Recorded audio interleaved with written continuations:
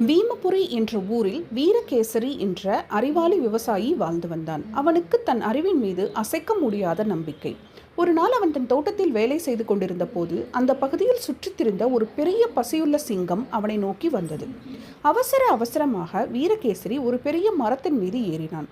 சிங்கம் மரத்தடியில் நின்று கொண்டு அவனை எப்படியாவது கீழே இறக்கிவிட வேண்டும் என்று கர்ஜித்தது. உடனே வீரகேசரி தன் அறிவை பயன்படுத்தி சிங்கத்திடம், சிங்கராஜாவே, நான் உங்கள் உணவுக்கு மிகச் சிறியவன். என் வீட்டில் நிறைய நெல் மூட்டைகள் உள்ளன. நான் சென்று அவற்றை எடுத்து வருகிறேன். நீங்கள் தாராளமாக என்னையும் சேர்த்தே சாப்பிடலாம் என்றான். சிங்கமும் இதை நம்பி, சரி, உடனே சென்று நெல்லை கொண்டு வா, இல்லையெனில் நான் உன்னை தேடி வந்து கொன்று விடுவேன் என்று கூறிவிட்டு நகர்ந்து சென்றது. வீரகேசரியோ கீழே இறங்கி ஓடாமல் மரத்தின் கிளையில் அமர்ந்து கையில் கிடைத்த கயிறுகளை வைத்து ஒரு பெரிய பொம்மையை செய்து அதற்கு தன் சட்டையையும் தொப்பியையும் மாட்டினான். அதே சமயம் பக்கத்து ஊருக்கு சென்று ஊர் மன்னனிடம் நடந்ததை கூறினான்.